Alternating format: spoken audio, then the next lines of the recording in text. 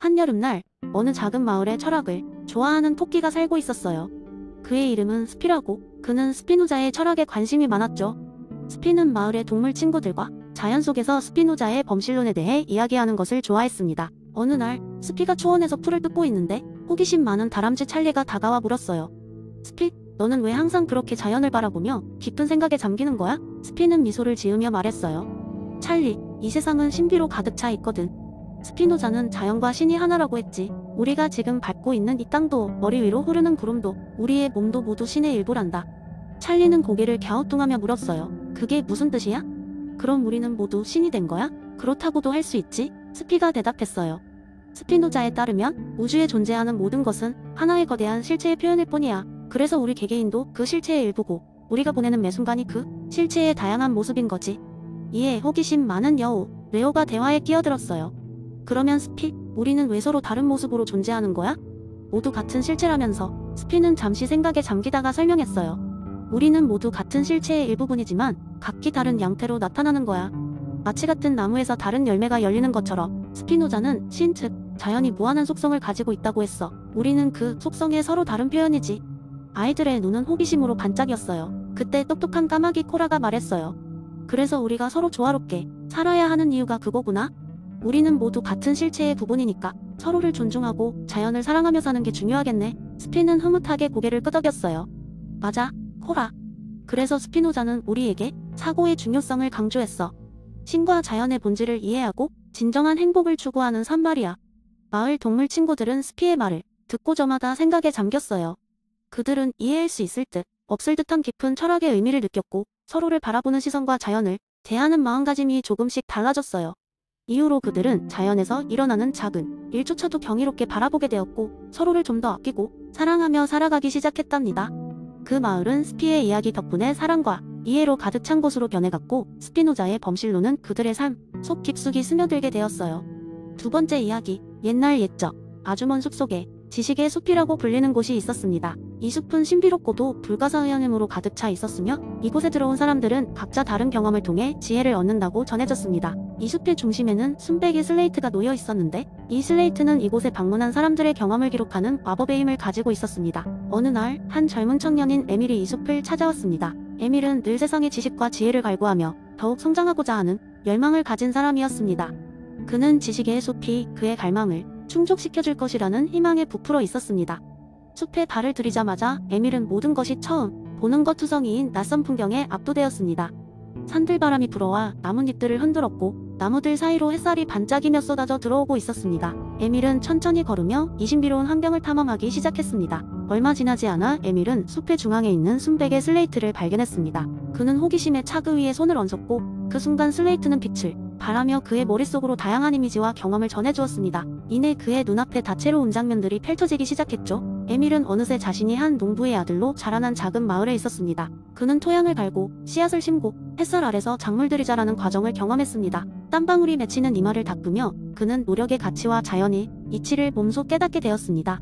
그리고 다음 순간 그는 책을 즐겨 읽는 학자가 되어 여러 사람들과 토론에 임하고 있었습니다. 서로의 생각을 주고받으며 지식은 나누면 배가 된다는 진리를 깨달은 그였습니다. 그리고 마지막으로 그는 여행자가 되어 세상 곳곳을 탐험했습니다. 다채로운 문화와 사람들을 마주하며 세상의 너비와 깊이를 깨달았습니다. 서로 다른 경험 속에서 얻은 교훈들은 에밀의 마음속에 하나의 패턴으로 엮이며 그를 더 넓고 깊은 사람으로 만들어 주었습니다. 갑작스럽게 모든 영상이 사라지고 에밀은 다시 슬레이트 앞에 서 있었습니다. 비록 모든 경험이 환상이었지만 그가 느끼고 깨달은 것들은 그의 내면에 깊이 새겨져 있었습니다. 출생 시 그의 마음은 빈 슬레이트, 즉 10ULA 라사였으나 그가 숲에서 겪은 경험들은 그의 슬레이트 위에 새로운 알림과 지식을 적어 넣었습니다. 이후 에밀은 마을로 돌아가 자신의 경험을 사람들과 나누었고 이 경험들은 그들 모두에게 큰 영감을 주었습니다. 이처럼 우리의 마음은 처음엔 비어있지만 그 위에 그려지는 것들은 우리가 경험하는 삶의 흔적임을 깨달은 에밀의 이야기는 오래도록 사람들 사이에서 회자되었습니다. 그리하여 지식의 숲은 에밀 이 전설과 함께 사람들에게 경험이 소중함과 배움의 의미를 전했습니다. 그리고 언제나 새로운 방문자를 환영하며 그들만의 색다른 이야기를 그 위에 적어가기를 기다리고 있었습니다. 세 번째 이야기, 알랭 바디우이 사건 이론은 우리 삶의 내러티브의 놀라운 터닝 포인트가 될 수 있는 순간들을 설명합니다. 그리고 철학적인 깊이를 이야기에 더하는 것은 언제나 흥미로운 일이죠. 이런 이론을 재미있는 이야기로 풀어가 볼까요? 한때 조용하던 작은 마을 이름하여 웨비우스 빌리지에는 특별한 거리가 하나 있었습니다. 사람들은 그 거리를 무한의 거리라고 불렀죠. 이유인즉슨 이 거리에 들어서면 끝이 보이지 않는 듯한 기분이 들었기 때문입니다. 거리의 양 끝에 도달해도 그들은 자신이 어디서 시작했는지조차 알 수 없었습니다. 과학자들이 아무리 연구해도 이 거리의 비밀을 풀 수 없었죠. 이 마을에는 철학을 깊이 사랑하는 한 남자가 살고 있었습니다. 그의 이름은 필로였지요. 그는 무한의 거리의 신비에 매료되어 매일같이 그 거리를 오고 갔습니다. 어느 날 필로는 바디우이 사건이라는 개념을 자신의 연구에 적용해보기로 결심합니다. 그에 따르면 사건이란 기존의 구조를 뒤흔들어 놓는 순간이라고 했죠. 무한의 거리를 따라 걸으며 그는 자신이 경험한 여러 사건들을 떠올리기 시작했습니다. 첫사랑의 설렘, 졸업식 날에 가고, 그리고 그의 인생에서 가장 큰 사건, 즉 부모님을 잃은 이별의 순간까지 이 모든 사건들은 그의 삶을 근본적으로 변화시켰습니다. 하지만 필로는 진정한 사건을 기다리고 있었습니다. 그가 읽은 바디우의 설명에 의하면 진정한 사건은 단순히 감정의 변화가 아닌 삶의 패러다임이 전환되는 순간이어야 했죠. 그러던 어느 날 필로는 무언가 새로운 것을 발견하게 됩니다. 그날도 무한의 거리를 걷던 필로는 전혀 예상치 못한 광경을 목격했습니다. 거리를 형성하는 건축물의 벽에서 아지랑이 같은 형체가 천천히 나타난 것입니다. 그것은 마치 또 다른 차원과의 경계선처럼 보였죠. 필로는 두려웠지만 이내 호기심에 사로잡혀 다가갔습니다. 그 순간 벽을 통해 자유롭게 오갈 수 있는 문이 열리고 새로운 세계가 펼쳐졌습니다. 이 새로운 세계는 자신이 이해할 수 없는 기하학적 구조로 가득 차 있었고 점점 더 안으로 들어갈수록 그는 자신의 사고와 지각이 변하는 것을 느꼈습니다. 현실의 규칙은 이곳에서 무너지며 수학과 철학이 융합된 새로운 차원이 그를 기다리고 있었죠. 여기서 만난 한 인물은 자신을 시간의 수호자라 칭하며 말했다. 필로야, 너는 이제 선택의 기로에 서 있다. 이곳의 비밀을 알면 돌아갈 수 없다. 그러나 이 모험은 너에게 무한히 잠재력을 열어줄 것이다. 필로는 순간 망설였지만 바디우이 사건, 개념을 떠올리며 이 순간이야말로 그의 삶을 완전히 뒤바꿀 수 있는 진정한 사건임을 깨달았습니다. 이 선택이 그에게 새로운 주체성을 부여하고 나아가 그가 살던 세계의 변화를 가져올 것임을 확신했습니다. 그래서 그는 과감히 문을 넘기로 결심했습니다.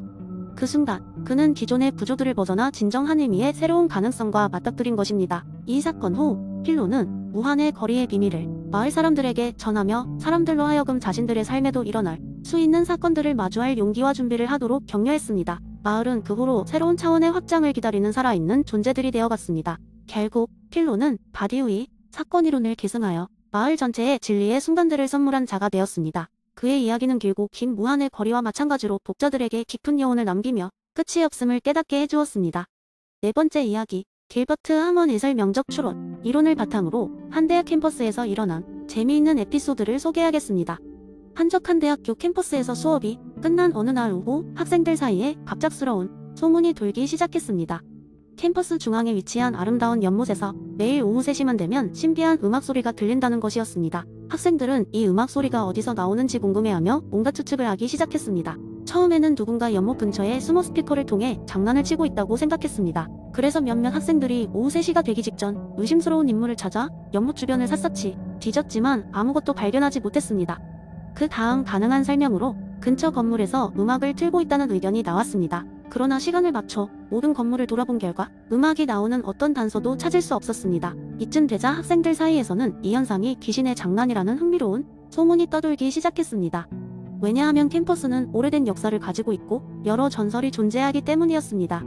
겁이 많은 몇몇 학생들은 오후 3시가 되면 연못 근처를 아예 기피하기도 했습니다.